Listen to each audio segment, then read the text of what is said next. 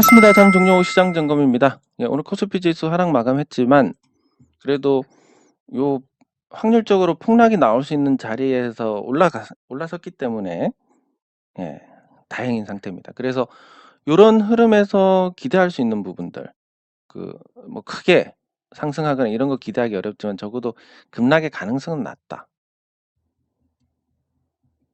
예. 요런 쪽으로 볼 수 있고 두 가지 측면에서 이제 시장의 하방 경직성은 더 좋아질 것 같습니다. 한 가지는 해외 증시 대비해서 덜 내릴 것이다라는 믿음. 그게 뭐냐면 이 구조가 이렇게 됩니다. 이것도 되게 재미없는데 이 구조는 이해를 하시는 게 좋을 것 같은데 미국의 초과 유동성이 한 6조 3조 달러, 6.3조 달러. 예, 어마어마한 유동성이 풀렸습니다. 코로나로. 이 과정에서 미국 증시는 전 세계 비중이 40%에서 60%가 됐습니다. 근데 GDP 같은 경우는 비중이 30%도 안 됩니다. 소비가 30% 정도 되고. 네, 이런 상태인데 그러면 분명히 미국 증시는 거품이 많이 끼어 있습니다. 그리고 여기서 이제 미국 증시가 하락하면서 이번에 증발한 게 한 4.6조 달러. 그리고 가상화폐가 1.1조 달러인데 근데 가상화폐 중에서 미국 달러 비중이 60% 정도 되니까 실질적으로는 한 0.7조 달러. 이 정도가 빠졌다라고 볼 수 있습니다. 그러면 한 1조 달러가 남아 있습니다. 이 1조 달러가 더 증발을 해야 되는데 가상화폐 같은 경우는 지금 잡코인들은 아마 올해 안에 다 멸망할 겁니다. 올해 끝. 그리고 뭐 비트코인이나 이더리움 같은 거 채굴을 하는 구조 같은 코인들은 양자 컴퓨터가 상용화되는 게 한 2025년 정도로 보고 있습니다. 이때 되면 암호화 기술이 훼손이 되기 때문에 끝장납니다. 그러면 비트코인 같은 경우는 언제냐 그러면 2024년에 반감기가 한 번 더 찾아오니까 이미 채굴이 시들해지고 이때쯤 되면 유명무실해질 가능성이 높다. 그럼 길어야 지금 비트코인은 2년입니다. 그래 앞으로 2년 안에 이게 다 증발을 한다라고 보면 예, 그러면 실질적으로는 여기서 이제 필요한 게 한 0.3조 달러? 그리고 그게 미국에서만 더 빠지는 수순이 될 거니까 요 구조로만 본다면 물론 또 유동성을 심하게 축소를 할 수도 있습니다. 적정한 수준이 아니라 이렇게 갈 수도 있으니까 여기서 멈추는 게 아니라 그러면 여기서 더 증발하는 유동성이 발생한다 하더라도 그것은 우리 시장보다는 미국 시장에 더 클 것이다. 뭐 미국이 기침하면 우리가 폐렴이 걸린다 이런 것도 있지만 우리는 한 30% 올랐습니다. GDP 대비해서. 그래서 다시 제자리로 오는 거고 미국은 2배가 올랐습니다. 그러니까 100%. 100% 올랐다 빠지는 거고. 예, 당연히 낙폭의 차이가 있을 수밖에 없고 우리는 그 30%인데 그마저도 지금 많이 빠져가지고 거의 다 빠졌습니다.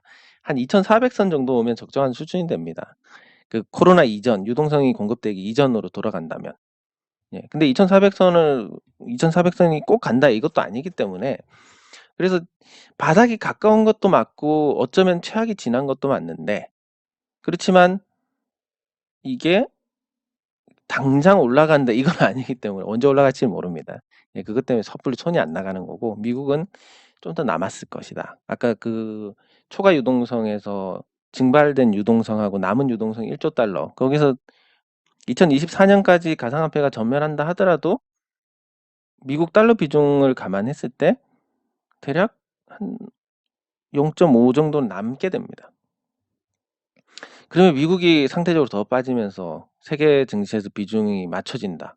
그럼 나머지 시장들은 더 좋아진다라는 계산이 나오니까 예, 그런 걸 보면 코스피가 분명히 바닥에는 가까워지고 어쩌면 지금 최악을 지났을 수도 있다. 이렇게 볼 수 있는데 또 한 가지 관점에서 본다면 분명히 이 하락의 끝은 폭락이 돼야 되는데 이게 끝이었나 생각했더니 끝이 아닌 겁니다. 저점을 깼으니까. 그러면 뭐 폭락이 한번 또 나와야 되지 않을까 이런 관점. 기약 나올 거면 그냥 5월 달에 싸 버리고 그냥 좋아지면 좋겠다 이런 관점과 근데 그렇게는 안 됐습니다 일단. 그래서 시간 질질 끌면서 마지막에 그런 게 나오지 않을까 싶으니까 참 진입 타이밍을 재기가 어려운 그런 상태다. 이렇게 정리를 할 수 있습니다. 네, 그리고 코스닥. 네, 코스닥은 상승 마감했습니다. 코스피보다는 분위기가 좋았는데 어쨌든 코스피는 외국인 매도가 계속될 겁니다. 그 원달러 환율이 1,500원이 되기 전까지는. 네, 그렇기 때문에 코스닥이 상대적으로 좋은 부분은 당분간 유지가 될 가능성이 높다라고 보시면 될 것 같고, 예, 원달러 환율이 지금 조금 안정을 찾긴 했는데 그래도 아직까지 지금 우리 경제 상태로 보면 고평가 상태입니다. 예, 금리 인상을 쫓아갈 게 아니라 그냥 포기를 해야 됩니다. 그냥 포기를 하고 그 내외 금리 차 역전에 따른 어떤 자본 유출, 이걸 뭐 선제적으로 막기 위해서 원달러 환율이 1,500원 정도 가야 된다. 그렇게 돼야 우리 경제 상태에 맞는 수준이다라고 볼 수가 있는 겁니다. 네, 그래서 코스닥이 그 1,500원 갈 때까지는 외국인 매도가 계속될 것이고 상대적으로 코스닥이 양호할 것이다. 그리고 코스닥은 말씀드렸듯이 3거래일 안에 저점을 깨고 3거래일 안에 올라섰습니다. 그 코스피도 마찬가지긴 한데 약간 더 여유가 있으니까 코스닥이 상대적으로 나은 상태가 당분간 이어질 것 같다라고 정리를 할 수 있습니다. 네, 그러면 댓글 확인하도록 하겠습니다.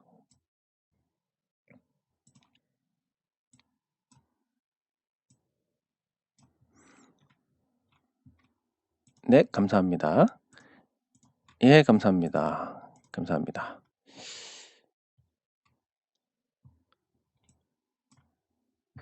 예, 하반 경직선 어느 정도 나오지 않을까 싶습니다. 예, 감사합니다. 감사합니다. 예, 감사합니다. 네, 감사합니다.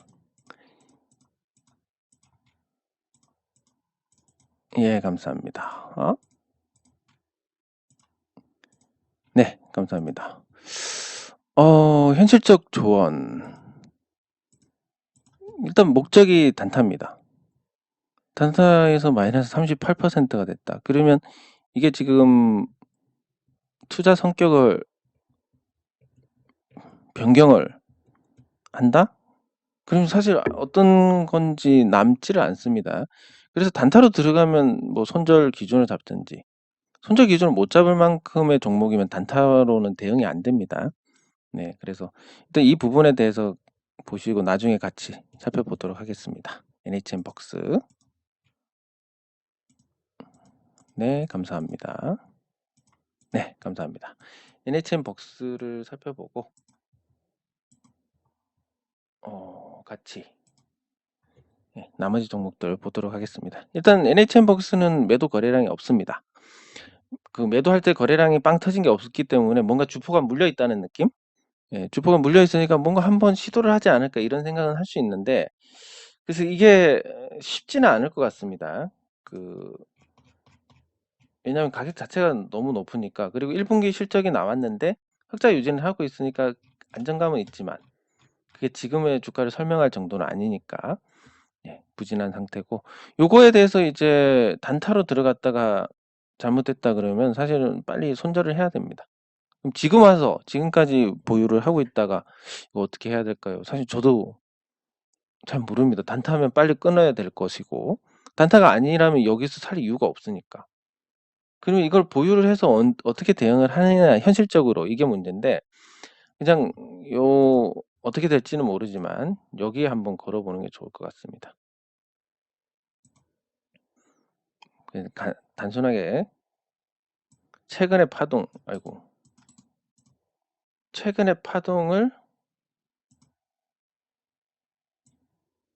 갖고 저점과 고점에서 최근의 파동으로 본다면, 그러면 기술적 반등이 나왔을 때 여기서 기대할 수 있는 정도가 최선이 이제 16,000원 됩니다. 손실이 굉장히 줄어들기 때문에 여기까지 와주면 감사히 그냥 손절하시면 됩니다. 근데 여기까지 오기까지가 또 한참이 걸릴 수도 있고, 또 여기서 안 오고 저점을 또 깨고 내려갈 수도 있고, 다양한 경우가 존재를 합니다. 이거에 대해서 제가 뭐 어떻게 말씀을 드릴 수 있는 부분이 없습니다. 투자 성격하고도 이미 어긋나 버렸고. 그러면 지금 말씀드릴 수 있는 건 주가가 어떻게 될 거니까 어떻게 하시라는 예측밖에 안 되는 겁니다. 예언을 해야 되는데 제가 할 방법이 없으니까 참 답답한 부분입니다.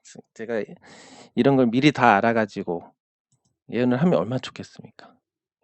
현실적으로는 지금 주포가 아직 빠지지는 않은 것 같고, 시장이 조금 안정이 되면 기술적 반등 정도 나올 것 같으니까 여기까지 기다리는 건 좀 어려울 것 같고, 그러면 한 13,000~14,000원 그 정도만 되더라도 정리를 해 나가시는 게 좋지 않을까. 16,420원에 가까워질수록 점점 더 비중 높게 끊어 나가시는 게, 정리해 나가시는 게 좋을 것 같습니다. 네, 그리고 종목 하나씩 살펴보도록 하겠습니다. 일단 그 오늘 실적이 나온 영신금속을 보도록 하겠습니다. 최근에 뭐 변동성이 좀 커져 있는 상태인데, 생각보다 영신금속의 성적이 좋습니다. 그러니까 원자재 가격이 올라 있는 상태인데, 그럼에도 불구하고 실적은 또 흑자를 냈습니다. 좀 생각보다는 좀 놀라운 상태인데, 여기 보시면 영신금속의 연결 재무제표를 보면 자산이 많이 늘었습니다. 그 중에서도 현금성 자산의 증가가 눈에 띕니다. 한 50억이 늘었습니다. 현금이 3월 말 기준으로. 현금이 플러스 50이 됐다. 물론 뭐 이걸 차입으로 현금을 조달하고 그럴 수도 있기 때문에 이거 자체가 무조건 좋다, 이거는 어렵습니다. 그리고 재고는 194억에서 185억에서 194, 재고가 9억 정도 늘었습니다. 생각보다 또 양호합니다. 이것도 뭐 재고를 늘려가지고 실적을 만든 것도 아니고, 그래가지고 요거를 봤을 때 자산이 1,473억, 1,474억 정도 되고, 부채가 늘었는데 비유동 부채 쪽에서 장기 차입금이 늘었습니다. 구조 자체는 양호합니다. 그래가지고 부채가 1,067억, 이렇게 해서 순자산이 406억으로 늘었습니다. 393억에서. 그래서 양호하네. 그러면 어디서? 영업이익이 일단 14억입니다. 저는 이제 이 14억이 많다는 의미가 아니라, 분명히 이제 이 원자재 가격이 상승을 했고, 그리고 현대차에서 이 원자재 가격 상승을 안 받아준다라는 얘기를 다양한 루트에서 들었습니다. 그러니까 그 도금 업체에서도 이 원자재가 이렇게 올랐는데도 현대차에서 단가 인상을 허용하지 않는다, 이런 얘기도 들었고. 그러면 이제 이 원료 가격이 상승을 했는데 단가 인상을 허용하지 않았다. 그럼에도 불구하고 14억 원의 이익을 냈다라는 건 굉장히 높게 평가를 할 수 있는. 이거면 앞으로 좀 기대가 많이 됩니다. 이 어려운 상황에서 14억의 이익을 냈다. 그러면 혹시라도 이 원자재 가격이 안정을 찾는다든지, 아니 원달러 환율이 1,500원을 가버린다든지 하면 영신금속은 이제 수출 비중도 있으니까 훨씬 더 좋아지지 않을까, 이런 기대가 되고, 여기다가 이제 그 뉴스에 그때 나온 거 2023년에 그 평택에 이 공장 완성해서 전기차 전용 라인으로 하는 거, 요거까지 매출이 더해지면 그때는 생각보다 진짜 잘 될 수 있을 것 같다라는 또 그런 기대가 듭니다. 네, 그래서 여기 순이익이 9억 6천, 14억에 법인세 떼고 이러면 이 정도 될 것 같으니까 아주 양호하다. 그래서 생각보다 선방에서 저는 적자가 한 2~30억 나지 않을까. 왜냐면 이게 작년에 보시면 작년에 이렇게 정정을 했습니다. 그러니까 감사 후 변동을 했다라는 부분이 있는데, 그 순이익이 많이 줄었습니다. 저거를 하면서 요거를 정정을 하면서 순이익이 늘었습니다. 그러니까 뭔 얘기냐면 이 적자를 흑자로 만들었습니다. 재무를 했을 때 흑자가 됐습니다. 적자에서 간신히. 그리고 순이익도 많이 늘었습니다. 그러면 이게 는 만큼 1분기에 반영을 해야 됩니다. 그 미반영된 단가 소급분이 2022년에 반영될 예정이다라고 돼 있습니다. 그래서 손실이 발생했는데 이게 반영된다 그러면 이거를 깎아먹는 건데, 그걸 깎아먹고도 14억 이익이 났다. 이게 진짜 이런 걸 서프라이즈라고 해야 되는 게 아닌가.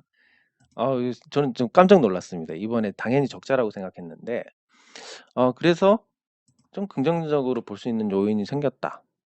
예, 사실 뭐 시가총액이 낮고 근데 이익을 낸다. 그러면 이제 딱 한 가지밖에 없습니다. 지금 환경에 이 회사가 맞느냐 안 맞느냐인데 영신금속이 거의 9천 평이 있고 평택에 그리고 제2 공장을 한 6천 평인가? 예, 땅만 15,000평입니다. 그리고 이게 9천 평 같은 경우는 정부에서 제가 쭉 살펴보니까 요런 게 있습니다. 그 제조업에 대한 지원을 해야 된다 이렇게 말씀을 드리는데 하나가 이제 태양광이었고 다른 하나가 이 지식산업센터입니다. 예, 지식산업센터는 이 공단 안에 있는 부지에서 지을 수가 있습니다. 그래서 요 도로를 끼고 있는 이런 자리들을 이 공단이 있으면 요 도로를 끼고 있는 이런 자리들을 지식산업센터용으로 용도 변경을 해서 이걸 할 수 있습니다. 그러니까 지식산업센터를 짓기 위해서 땅을 살려는 건설업체가 존재합니다.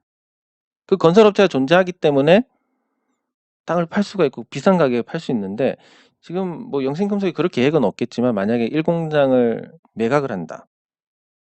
그러면 못해도 수도권이니까 그리고 지식산업센터 같은 경우는 이 분양을 받으면 여러분들 그런 얘기 들어보셨을 텐데 무슨 이 뭐지 대출이 80% 90% 되고 뭐 거기에 포함이 안 되고 그런 얘기 들어보셨을 겁니다. 그래서 이게 지식산업센터 같은 경우는 분양 대출 비중도 높기 때문에 분양을 받아도 실제 가격에 비해서는 투입 자금이 크지 않아서 분양이 나쁘지 않습니다. 분양이 안 되는 것도 아니고 평균적으로 건설업체들이 지식산업센터를 지어서 완판을 한다면 영업이익률이 한 45% 정도 됩니다. 굉장히 많이 남습니다. 요거는 아파트가 제일 안 남고 아파트는 너무 공사비가 많이 들어가니까. 예, 그래서 요런 부분에서도 또 이 공장을 팔아서 유동화할 수 있는 그런 이게 사실은 그러라고 정부에서 지원책을 갖고 있는 거니까 이런 제도를 하고 있는 거니까. 예, 그래서 이런 걸 봤을 때는 뭐 충분히 잠재력이 있고 적자 볼 거라고 저는 생각해서 조금 불안한 부분이 있었는데 이 나쁜 시기에 흑자를 봤으니까 뭐 안정감 있게 가져가도 좋지 않을까 편하게 요런 생각을 해 봅니다. 네. 그리고 뭐 개인적으로는 이제 5월 말부터 이제 자금이 회수가 되는데 좀 이제 주식을 사야 되는데 뭘 살지에 대한 고민에서 영신금속도 포함을 시켜야 되지 않을까 요런 생각을 하고 네. 그리고 대한제분 오늘 급등을 했습니다. 인도에서 그 밀 수출을 금지를 했습니다. 흉작 때문에 너무 더워 가지고 인도가 한때 50도까지 올라갔습니다. 기온이. 예, 그래서 요 추세대로 이렇게 잘 가다가 깨고 변동성 하단을 찍고 바로 상단까지 점프를 해버리는 이런 모습. 그러면 이게 여기서 추가 상승을 하면 그리고 이게 눌림목이 되는데 이 눌림목은 깊을수록 골이 깊을수록 산이 높게 되는 이런 현상이니까 가능성 크지는 않다고 보지만 여기서 만약에 요 고점을 돌파를 해버리면 대한제분이 단기 오버슈팅이 나지 않을까. 그리고 원자재 가격과는 달리 이 곡물 가격은 6개월 단위입니다. 지금 가격이 좋다 그러면 6개월 후에는 자빠지게 됩니다. 네, 그래서 오래 갈 수 없는 재료다. 길어야 한 9월까지 갈 수 있는 재료. 그 안에 이제 대한제분에 대한 매도 사인이 나갈 겁니다. 예. 물론 이제 오버슈팅이 나오면 편하게 매도 사인을 드릴 거고 아니면 조금 위험을 감수를 하고 그 위험이란 게 제가 매도 사인을 냈는데 더 올라가는 것에 대한 지탄받는 위험인데 예, 그거에 대해서도 조금 생각이 어쨌든 생각은 하고 있어야 될 것 같습니다. 네, 그리고 뭐 하나씩 또 살펴보면 이 변동성 범위 하단에서 반등을 하는 종목들이 많습니다. 지금 제노레이도 그렇고 그게 이제 정교하게 안 돼서 그렇지 보시면 여기서도 그렇고 어? 어? 이런 거 약간 있지만 이렇게 놓치는 경우도 있지만 비중 조절이라는 걸 한다라는 거면 비중 조절이면 여기서 한 20% 덜어내고 하단 안 오긴 했지만 뭐 적당히 빠지면 또 채워 넣고 빼고 채워 넣고 빼고 이게 놓쳤습니다. 여기는 여기서 뺐으니까 빼고 또 빼보고 떨어지면 뺐던 거 채워 넣고 뭐 요렇게 이제 가져가면 이 수량이 늘어나고 훨씬 좋습니다. 추가 자금 투입 없이도. 그럼 너는 그렇게 하느냐? 저는 그렇게 합니다. 하는 종목이 있는데 그렇게 해가지고 수량을 늘려가서 자금 투입 없이 수량을 늘려가면 나중에 수익률이 확 좋아지는 부분이 분명히 존재합니다. 근데 저는 어떻게 문제가 되냐면 사고 팔고 해서 수량 늘리기까지는 잘 하는데 이렇게 해서 시세가 한번 쫙 났을 때 저는 이쯤, 이쯤에서 팔아버립니다. 저는 여기서 잘 수량 늘리고 있다가 예, 이게 안 돼서 그래. 여기까지 보유가 안 돼서 그렇지. 비중 조절하는 건 나쁘지 않습니다. 팔고 올라가면 남은 거라도 수익이니까. 예, 내려오면 안 팔았다 생각하고 그냥 채워 넣자. 요렇게 좀 편한 마음으로 하시면 쉽습니다. 제노레이는 예, 그러기에는 뭐 좋은 그런 환경을 제공하고 있다. 변동성이 크지 않으니까. 변동성이 너무 크면 다 팔 걸 아니면 그냥 다 갖고 있을 걸 뭐 이런 생각을 하게 되니까. 네, 그리고 인터로조. 예, 인터로조도 하단에는 안 갔다 왔습니다. 하단에 안 왔다는 건 뭐 나쁘지 않게 볼 수 있습니다. 하단에 오지 않았다는 건 생각보다 강하다라는 거고 이게 이제 시장 영향이든 뭐든 요 변동성 범위에서 움직일 텐데 하단에 안 오고 반등한 건 뭐 상단 터치 하단에 대한 지지력 뭐 이렇게 보면 3만 원이 굉장히 강한 이제 지지선으로 굳어지고 있음을 볼 수 있습니다. 그래서 그리고 코로나 끝난 이후에 수혜를 받는 부분도 존재를 하고 그리고 1분기 실적도 준수했습니다. 제노레이도 마찬가지였고 그래서 실적 좋고 대한제보도 마찬가지고 실적 좋고 계속 좋고 그리고 기술적인 흐름도 좋고 부유하는데 지수는 뭐 급락 나올 것 같은 불안한 상황이지만 얘네들은 거의 우상향입니다. 그래서 뭐 더 상대적으로 기분도 더 좋고 물론 최근에 이제 떨어지면서 에이 위에서 좀 팔 걸 이런 생각은 당연히 가지게 되겠지만 예, 그런 점에서 괜찮은 상태다 이렇게 볼 수 있고 네 그리고 캐스텍 코리아 예, 제가 지금 관심을 많이 갖고 있는 종목입니다. 이 캐스텍 코리아하고 풍강 이 두 종목에 관심을 가지는데 이 캐스텍 코리아는 지금 보시면 1분기 실적이 나왔습니다. 캐스텍 코리아 계속 적자입니다. 좀 심각한 상태인데 계속 적자인데 적자 폭은 많이 줄었습니다. 근데 작년 1분기에도 이 정도 했으니까 아이고 작년 1분기에도 이 정도 했으니까 이게 뭐 아주 준수하다 이렇게 보기는 어렵습니다. 근데 조금 긍정적으로 생각할 부분이 존재를 하는데 이 회사가 이제 순자산이 아직까지 뜯어먹을 자산이 있습니다. 순자산 945억이나 됩니다. 그러면 지금 상태에서 흑자를 본다 그러면 예, 흑자만 본다면 이 회사는 굉장히 앞으로 주가가 상승할 만한 요인이 큽니다. 순자산이 945억이고 그리고 시가총액이 이번에 오늘 반등했지만 387억입니다. 만약에 이 회사가 적자만 안 봐도 주가가 3배 정도 오를 만한 동기가 발생을 합니다. 지금 적자를 보고 있으니까 그런 할인을 받는 건데 예, 그런 상태면 쭉 보면 지금 또 그리고 캐스텍 코리아 같은 경우는 자산의 어떤 평가도 굉장히 낮게 잡혀 있을 겁니다. 이 캐스텍 코리아를 이 지도에서 쳐보면 세 군데가 나옵니다. 근데 세 군데 다 뭐 딱히 아주 뭐 지가 낮거나 이런 게 아닙니다. 여기도 보면 예, 여기도 보시면 과거 LG전자에서 분리가 됐으니까 면적 대충 보면 부산에 어쨌든 한 6,000평, 5,000평 정도 되는 공장을 갖고 있습니다. 이걸 아마 판 것 같습니다. 그리고 여기 미음 공장. 요게 아마 새 공장이라서 여기는 아마 팔 생각이 없을 것 같은데 여기 대충 면적을 재보면 요게 한 2,500평 될 것 같습니다. 그리고 진해 저 이거보다 깜짝 놀랐는데 무슨 공장 지붕이 다 완전 엉망이 되어 있습니다. 예. 이런 거는 조금 이 지역에 사는 주민들한테 좋지 않을 것 같은데, 이 정도 분진이면. 여기 또 캐스트 코리아 공장이 있습니다. 진해에. 네, 한 1,500평 정도. 이렇게 생각보다 많은 면적의 공장을 갖고 있고, 그리고 그 자리가 그리 나쁜 자리가 아닙니다.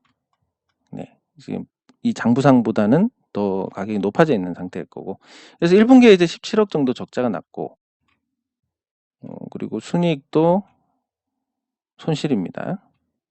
한 20억 정도 손실이 났고. 근데 예전에 뭐 100억씩 나던 거에 비하면 굉장히 양호한 수치인데, 근데 이 문제는 이제 현금성 자산이 44억까지 줄었다. 79억에서.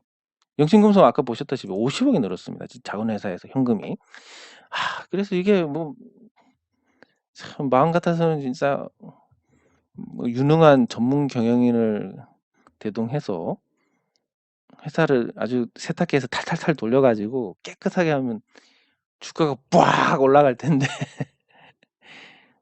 그런 부분에서 조금 아쉽다. 그래서 관심이 많습니다. 매각이 되든, 매각이 안 되면 좀 많이 떨어졌을 때, 이게 지금 이대로 계속 적자를 내다 보면 전환사채도 나중에 풀릴 텐데, 전환사채를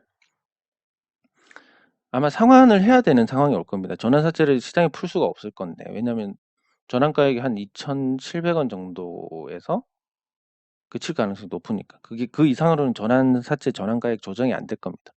그리고 전환가액보다 낮은 주가면 결국은 회사가 상환을 해야 된다. 그렇게 상환하고 나면 저 돈이 이제 40몇 억밖에 없는데 80억짜리 상환을 해야 되니까 결국은 뭐 증자나 이런 거 하지 않을까. 이러면 주가가 나중에 더 박살나겠네.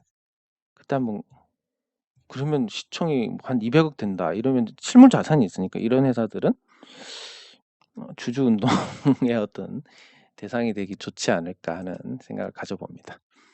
네. 그리고 풍강. 풍강 같은 경우는 아까 말씀드린 그 비슷한 관심이 있었는데 풍강의 주가가 나쁘지 않은 흐름입니다. 그래서 시가총액이 조금 커졌고, 그리고 이 회사는 8월 결산이라서 이번에 분기 보고서가 나오는 게 아닙니다. 그래서 실적은 아직 모르겠지만, 그리고 아까 맞다 캐스테 코리아에서 말씀 안 드린 부분이 자동차 부품 회사인데 지금 전기차 가격이 많이 올랐습니다. 배터리 가격이 오르면서. 전기차 가격이 오르고 보조금은 떨어지고, 이 1년에 예로 뭐 어떤 일이 있냐면, 제가 2018년 말이었나? 2019년 말이었나? 예, 18년 말인 것 같습니다. 이때 제가 전기차를 샀습니다. 이때 전기차 사는 게 보조금 받고 뭐 이렇게 해가지고 한 3,500 든 것 같은데, 지금 제 전기차 지금 4년 됐는데 팔면 한 3,200 정도 받을 수 있습니다. 예, 그러니까 그만큼 이제 이 전기차 배터리 가격이 올라가면서 기존 전기차 가격이 오르고 보조금 줄이니까 소비자 구매 가격은 더 오르고 이런 상태가 되다 보니까 전기차에 대한 수요 확장이 생각보다 안 이루어질 수 있다. 그럼 기존 내연 자동차의 부품을 공급하는 회사들은 너무 지금 저평가되어 있는 상태입니다. 캐스트 코리아도 그렇고 풍강도 그렇고. 그래서 이게 이 균형이 좀 맞춰지면 이 회사들이 과매도된 부분들이 좀 해소가 되지 않을까. 이런 관점에서도 보고 있고, 그리고 실물 자산이 충분히 있음에도 불구하고 시가총액이 낮으니까 거기에 대한 관심. 그 관심이란 건 뭐 한계가 있을 겁니다. 예를 들어 상장 가치가 200억이니까 상장 가치 200억의 회사에 보유한 현금 예를 들어서 한 100억이 있다. 이러면 시가총액이 300억 이하로 떨어졌다. 이거는 뭐 이 회사를 경영만 할 수 있다면 굉장히 괜찮은 것이다. 이렇게 볼 수 있으니까 그런 관점에서 본다면 되게 괜찮을 것 같습니다. 그래서 풍강 그리고 그 캐스텍 코리아는 적자 나니까 아직은 아니고, 그래서 풍강 같은 경우는 저가 매수 좀 많이 떨어지면 저가 매수해도 괜찮지 않을까 싶고, 그 뭐 업종은 다른데 HK 같은 경우도 시가총액이 풍강하고 준하는 상태입니다. 근데 말씀드렸듯이 2,500원을 넘어가면 이 회사는 이제 일반적으로 그냥 저평가되어 있는 정도다. 요 아래에 오면 조금 과하게 저평가되어 있다. 요렇게 이제 분류를 할 수 있으니까 과하게 저평가돼서 요 변동성 범위 하단 정도에 오면 이것도 뭐 빠져봤자 400억 짜리가 빠지면 뭐 얼마나 빠지겠습니까? 예, 그런 관점에서 한번 관심을 가지시면 괜찮을 것 같고 제가 계속 이제 중소형주들을 다루고 앞으로 중소형주들을 더 많이 다룰 겁니다. 대형주는 외국인들이 팔고 나가야 되니까 희망이 없고 근데 중소형주들은 외국인 매도도 없는 데다가 양도세 기준이 완화가 되면 큰손들이 들어오기가 쉬울 겁니다. 이 큰손들이 들어와서 그래 풍강 좋아.